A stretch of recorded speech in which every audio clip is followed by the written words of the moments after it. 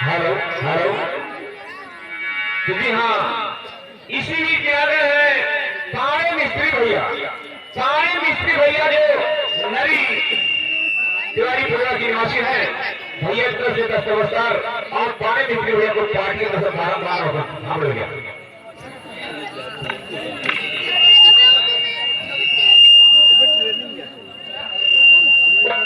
Hello देखो, आराधना के ऊपर आ रहे हैं भटकती हुई आत्मा, भटकती हुई आत्मा फोटो वाले भैया की तरफ से 13 नमस्कार और भैया को पार्टी की तरफ से बारम्बार नमस्कार।